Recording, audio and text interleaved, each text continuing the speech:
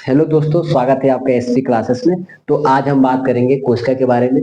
तो देखिए, कोई भी इस अर्थ पे कोई भी ऑर्गेनिज्म है वो बेसिकली किससे बना है? कोशिका से बना है। अब ये कोशिका क्या होती है? देखिए, किसी भी ऑर्गेनिज्म की सबसे बेसिक यूनिट होती है। अब इसको बेसिक यूनिट क्यों बोला जाता है? कोशिका को बेसिक यूनिट यानी कि इसको मतलब इकाई क्यों बोला जाता है?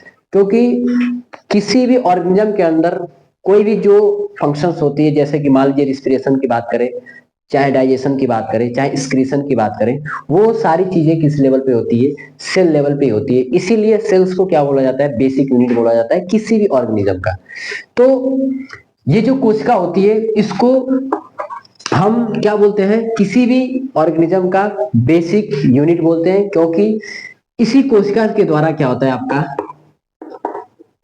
किसी भी ऑर्गेनिज्म का कोई भी फंक्शंस हो वो क्या होते हैं? परफॉर्म होते हैं। अब हम बात करेंगे कि सर्वप्रथम कोशिका की खोज किसने की थी। तो सर्वप्रथम कोशिका की खोज रॉबर्ट हुक ने की थी, और वो मृत कोशिका की खोज किए थे। उसके बाद से एक और साइंटिस्ट आए जिनका नाम था एंटोन लुइनहॉक। उन्होंने क्या किया था? लिविंग कोशिका की खोज की थी।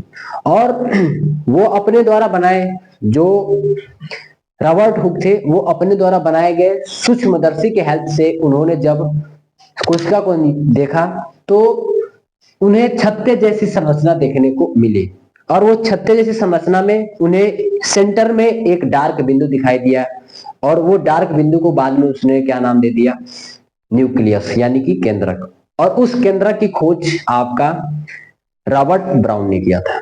ठीक। अब देखिए, कोशिका के आधार पे जीव यानी ऑर्गेनिज्म क्या होते हैं? दो प्रकार से होते हैं। एक होता है आपका प्रोकैरियोटिक और एक होता है यूकैरियोटिक। प्रोकैरियोटिक यानी कि यूनिसेलुलर, और यूकैरियोटिक का मतलब हो गया मल्टीसेलुलर। तो जो प्रोकैरियोटिक सेल्स होती हैं और जो यूकैरियोटिक सेल्स होती हैं, किस बेस पे यूकैरियोटिक और किस बेस पे प्रोकैरियोटिक बोला जाता है? तो कुछ ऐसे सेल्स होती हैं जिनका जो न्यूक्लियस होता है, न्यूक्लियस के ऊपर मेम्ब्रेन अब्सेंट होता है। तो ऐसे ऑर्गेनिज्म को क्या बोला जाता है?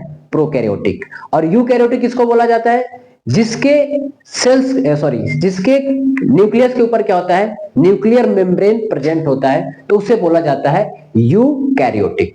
और इस तरह से प्रोकैरियोटिक जो सेल होती है, उनकी जो सेल ऑर्गेनिल्स होते हैं, और सेल ऑर्गेनिल्स क्या होता है कि कोशिका के अंदर पाए जाने वाले जो ऑर्गेनिल्स होते हैं, जिनका अपना एक स्पेसिफिक क्या होता है? फंक्शन होता है। तो उनका जो ऑर्गेनिल्स होता है, अगर उसके ऊपर मेम्ब्रेन बाउंड ऑर्गेनिल्स पाए जाते हैं, तो वो केवल यूकैरियोटिक सेल में पाए जाते हैं। और प्रोकैरियोटिक सेल में क्या होता है कि मेम्ब्रेन बाउंड ऑर्गेनिल्स अब्सेंट होता है। लेकिन एक एक्सेप्शन है दोनों में, कि जो राइबोसोम्स होते हैं प्रोकैरियोटिक और यूकैरियोटिक में, उनमें क्या होता है? मेम्ब्रेन बाउंड ऑर्गेनिल्स नहीं पाई जाती है। और इस तरह से आपके जो सेल्स होते हैं उनको क्या बोला जाता है? Structural functional unit of life बोला जाता है। क्योंकि किसी भी ऑर्गेनिज्म का, कोई भी ऑर्गेनिज्म का जो बेसिक फंक्शन होता है, like respiration, digestion, absorption, secretion, ये सारी चीजें आपके किसके लेवल से होती हैं? सेल लेवल से, यानी कि सेलुलर लेवल से क्या होती है? वो आपके फंक्शन परफॉर्म होते हैं। इसलिए किसी भी ऑर्गेनिज्म का सेल्स को क्या माना जाता है? बेसिक यूनिट माना। तो आज की क्लास में हम मैं इतना ही, और अगले क्लास में हम उत्तक यानी कि टिश्यू के बारे में क्या करेंगे? चर्चा करेंगे। तो आज की क्लास में इतना ही, तब तक के लिए ओके बाय, जय हिंद, जय भारत, थैंक यू।